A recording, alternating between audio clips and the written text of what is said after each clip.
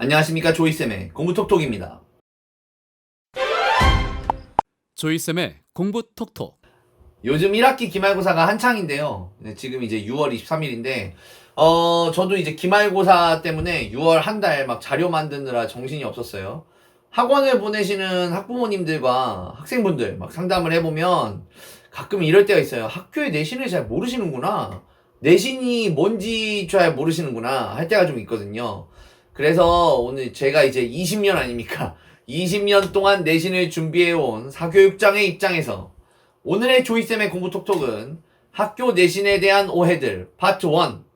우리 애는 괜찮을 줄 알았지. 지금 시작합니다. 조이쌤의 공부 톡톡. 자, 일단은 어디까지나 사교육자의 입장에서 말씀드리다 보니까 약간 사교육은 불가피하다는 인식을 좀 불편해 하실 수도 있다는 점, 네, 미리 말씀드리고, 저는 일단 기본적으로는 사교육 없이는 내신 힘들다는 입장을 갖고 있습니다. 갖고 있고, 없는 이야기 하거나 학원 다니게 하려고 악의적으로 만든 영상은 아닙니다. 네, 저희 학원 오세요. 뭐 이런 건 아니니까. 일단 사교육자가 보기에 내신은 이렇다 하는 점이라고 말씀을 들어주시면 감사하겠고요. 자, 첫 번째. 학교 수업만 잘 들으면 시험 잘 보는 줄 안다. 이거 저 상대평가를 이해를 못한다고 생각해요. 이게 무슨 얘기냐면, 똑같이 학교 수업 열심히 들었어요. 네, 똑같이 열심히 들었고, 똑같이 학교 선생님이 필기해 주시는 거 열심히 썼고, 프린트 열심히 받았고, 해도, 학원 강사가 요약해준 정리된 자료를 들고 있는 학생과 아닌 학생이 있는 거죠. 학원에서 예상 문제도 뽑아주고, 학생이 내신 준비를 잘 할 수 있도록 스케줄 정리도 해줘요. 이번 주엔 뭐하고, 다음 주엔 뭐하고, 다음 주엔 뭐 하자. 1주차에는 1과, 2주차에는 2과, 이번 주 월요일에는 본문, 다음 주 수요일에는 대화문. 이렇게 해서 까먹지 않게 문자도 보내주고, 착착착착 사교육이 정리를 해준다고요. 이게 동일한 결과가 나올 수가 있나요? 이게? 사교육을 잘 활용하면, 사교육이 있어야만 고득점을 받는다는 아니에요. 아니지만, 사교육을 잘 활용하면, 고득점을 받는데 걸리는 시간, 이 학생의 노력이 줄어들 수가 있는 거예요. 한 과목에 들어가는 효용성이 높아져 버린다고요. 똑같이 본문을 숙지하는데도 시간이 덜 걸리게 만들 수도 있고, 다양한 난이도의 시험을 주면서 학생들에게 맞춰서 커스터마이징도 해줄 수가 있어요. 그러니까 사실 학교 수업만 잘 들으면 시험을 잘 보는 줄 안다는 좀 약간 오해가 있다. 전 과목을 다 잘 보는 애들을 생각해 보면 사실은 사교육을 잘 활용하는 애들이 훨씬 더 많습니다. 이 사람은 학원 다니라고 하는 거구만. 이렇게 생각하실 수 있는데, 이번엔 반대입니다. 학원에서만 열심히 하면 고득점이 나올 줄 안다. 이것도 진짜 큰 문제예요. 학교에서는 잠자고, 막 학원 숙제하고 있고, 막 딴짓하고, 학교 선생님 무시하고 이러다가, 학원에서만 열심히 하면 되는 줄 아는 학생들이 또 있어요. 그런데 학교 시험은 학교 선생님이 내는 거예요. 그렇기 때문에 학교 선생님이 하나님이고, 학교 선생님이 맞다고 하면 맞는 겁니다. 학교 선생님 틀렸다고 하면 틀리는 거예요. 학원 선생님 맞다고 해도 수업 시간에 선생님이 강조한 내용, 중요하다고 말한 내용, 이런 게 없는 학생은 공부를 잘할 수는 있겠죠. 하지만 시험을 잘 보기는 좀 어려워요. 최소한 비효율적으로 시험을 잘 보게 돼요. 이거저거 다 해야 되니까. 내신은 약간 정보전적인 측면이 있어요. 그래서 학교 선생님이 좋아하는 유형의 문제, 학교 선생님이 생각하시는 바를 미리 파악하는 게 매우 중요해요. 고득점을 받는 학생들은 선생님이 강조한 내용 다 알고 있고, 심지어 선생님들이 책꽂이에 어떤 참고서가 있었는지, 어떤 출판사의 책이 있었는지를 미리 아는 학생들도 있어요. 그래서 그거 미리 풀어본다 이거죠. 선생님이 이런 문제를 참고하셨을 수도 있다 하면서. 학생들이 학교 수업을 어떻게 잘 듣고 있냐, 학원만 다니는 건지 학교에서 어떤지 내가 어떻게 아냐. 내 학부형인데 우리 애가 학교에서 잘하는지 어떻게 알아요, 선생님? 그거 뭐 보면 아냐면 영어 과목에선 프린트를 보시면 돼요. 학교에서 이제 유인물 막 주거든요. 우리 학교는 프린트 없는데 거의 한 85% 거짓말이라고 생각하시면 되고요. 프린트 안 주는 학교 전 여태까지 거의 본 적이 없어요, 정말. 그래서 프린트는 무조건 있습니다. 학교 프린트를 가져오라고 하면 일단은 없는 학생들, 네, 없는 학생들이 있어요. 프린터가 없대요. 그럴 리가 없거든요. 그리고 이제 꼬깃꼬깃 막 가방에 들어있는 프린트들 중에 선생님 잠깐만요 하면서 막 화석 발굴하는 학생들도 있어요. 요 그림이 제가 이제 최근에 어떤 학생이 프린트를 꺼내는 모습을 보고 너무 충격받아서 사진으로 찍어 놓은 건데 이게 꾸민 게 아니고 실화예요. 대부분 학생들이 이런 식으로 프린트를 갖고 다니기도 한다는 거죠. 이게 공부가 되겠어요? 그죠? 프린트에 정답이 전혀 안 써 있는 학생도 있어요. 이거는 네, 요것도 이제 다 실화입니다. 이게 실제 있는 일인데 시험이 답도 다 안 써져 있고 문제의 답도 다 안 써져 있고 선생님이 무슨 말 했는지도 모르는데 이런 학생이 잘 보겠습니까? 시험을? 학생들에게 꼭 이거를 주지시켜주고 싶은 거예요. 내신은 정보전입니다. 정보전이라서 학원 수업만으로는 안 돼요. 학교에서 선생님이 강조하시는 내용, 학교의 수업 내용을 열심히 들어줘야 고득점이 나오는 겁니다. 세 번째는 내신 직전에 학원만 등록하면 시험 잘 볼 줄 아는, 네, 이게 대부분 이제 부모님들이 이렇게 생각하시는 거겠죠? 네. 이렇게 내신 직전에 등록하시는 분들이 많아요. 네. 물론, 여러 가지 사건에 의해서 이렇게 생각 안 하지만 내신 직전에 등록하시는 분도 계시겠지만, 자, 제가 느끼기엔 아니거든요. 시험 직전에 등록해서 시험 공부만 우리 애를 잘 시켜주면, 고득점이 나올 줄 아시는 거예요. 이 시험이 그렇게 만만하지 않습니다. 학교 내신이. 중학교 같은 경우는 이제 문법이고, 고등학교 같은 경우는 단어인데, 중학교는 2학년 첫 시험 범위가 뭐냐면, 1학년 때 시험을 안 보니까, 관계대명사, 투부정사, 오형식, 뭐 이런 것들이에요. 이런 것들인데, 이 친구가 지금 학원에 처음 등록했는데, 명사도 모르고, 접속사도 모르고, 주격, 소유격, 목적격도 뭔지 모르는 애인데, 얘한테 지금 관계대명사를 가르쳐 줘야 되는 상황이에요.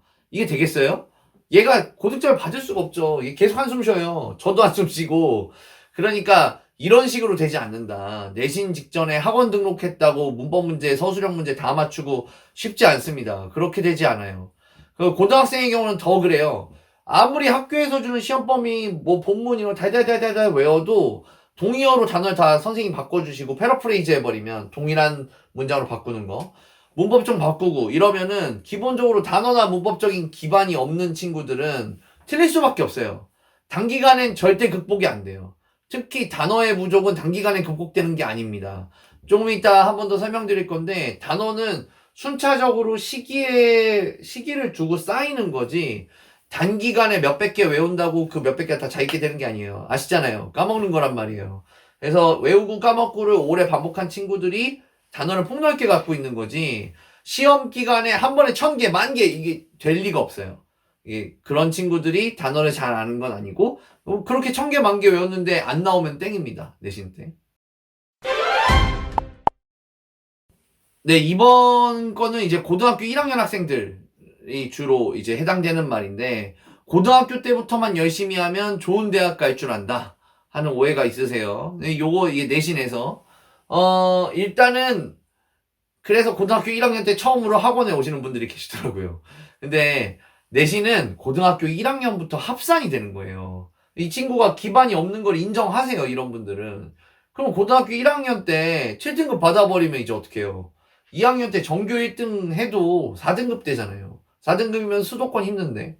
그러니까, 고등학생들은 이제 다들 알겠지만 상위권으로 올라갈수록 내신 등급은 변하지 않아요. 7등급이 1등급이 되다니 이런 일도 없어요. 4등급, 6등급까지는 4, 6등급 학생들 죄송해요. 여기가 포션이 넓어서 이렇게 말씀드리는 거예요. 4등급, 4, 5, 6등급 54%인데 열심히 올려가지고 열심히 해서 요 안에서 막 자리가 바뀌는 경우가 있거나 7등급이 4, 6으로 치고 올라오거나 그런 경우 있어요. 1, 2, 3등급은 아니에요. 1, 2, 3등급은 중학교 때부터 열심히 하던 친구들이고 다 이제 기본기도 다 돼 있고 중학교 때부터 쭉 공부해온 친구들인데 고등학교 때부터 따라간 친구가 어떻게 2, 1, 2, 3등급을 잡을 수 있겠어요? 이게 쉽지 않은 거예요. 이게 제가 설명회 때 많이 말씀드리는 건데 현실 세계에서의 토끼는 낮잠을 안 잡니다. 그러니까 안 잡히는 거죠. 고등학교 내신 점수도 마찬가지고 중학교도 그렇지만 특히 고등학교 내신 점수는 선점입니다. 선점. 경쟁자들이 어떻게 공부하는지를 생각하셔야 돼요. 그래서 고등학교 1학년 때 미리 점수를 다 선점해 놓고 고득점을 받아 놓고 1, 2, 3등급을 받아 놔야 이 친구가 고등학교 3학년 때까지 다 고득점을 받는 거지 고등학교 때부터 시작하면 늦지 않아 라고 하는 생각을 갖고 계시면 이 친구 정말 힘들게 공부해야 돼요. 고등학교 3학년에 가까워질수록 학생들은 더 많이 공부하고 더 열심히 공부하고 더 많은 수의 학생들이 공부하기 때문에 그에 따라 등급 역전은 더더욱 힘들어지게 되는 거죠. 요거는 이제 중학교 2학년 학생들, 특히 이제 어학원에서 많이 이야기가 나오는 질문인데, 평소에 학원을 잘 다녔다, 우리 애가. 레벨도 높다. 그러니까 내신 준비는 따로 안 해도 괜찮을 거라고 생각하시는 거. 요게 되게 많은 경우에 해당하는데요. 이거는 여태까지 하는 반대로, 이제 여태까지는 어떤 학생들이었냐면, 기반이 없던 학생들인데, 갑자기 학원 넣으면 되냐, 안 되지? 이 얘기를 드린 건데, 지금은 여태까지 학원을 정말 열심히 보낸 초등학교 혹은 그 이전 때부터 차근차근 어학원도 보내고 막 원어민 선생님이랑 막 프리토킹하고 외국 데리고 나갔더니 막 주문들 자기가 다 하고 막 이런 애들 이야기인데 이런 애들이 내신 준비 따로 안 해도 괜찮을 줄 알고 내신 때 학원을 빼버립니다. 학원을 빼버리고 내신 준비를 안 해요. 내신 네가 알아서 해라. 위험천만한 발상이시고 이거 망하는 애들 되게 많습니다. 망하는 애들 정말 많아요.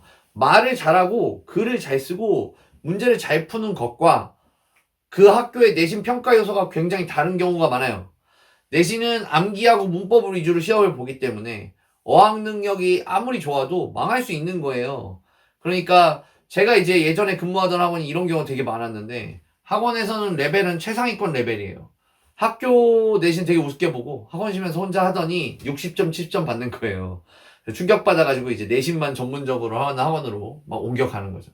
그래서 이런 경우를 보지 않으시려면 2학년 첫 내신 같은 거는 그래도 전문가랑 한번 해보고 그 다음에 야 괜찮겠냐 너 혼자 할 수 있겠냐 물어보셔야지 전문가랑 해보지도 않고 뭔지도 모르는데 얘한테 그래 너 한번 해봐라 이렇게 할 수는 없는 거죠. 그래서 첫 내신만큼은 그 어머님이 생각하기에 얘가 영어적 기반도 괜찮고 뭐 괜찮을 것 같은데 꼭 보내야 되냐 이런 생각이 드시면 그래도 첫 번째 내신 2학년 1학기 내신만큼은 그래도 한 번은 좀 내신 준비하시는 분들과 함께 해보는 게 어떨까 싶습니다. 큰 피해를 막기 위해서.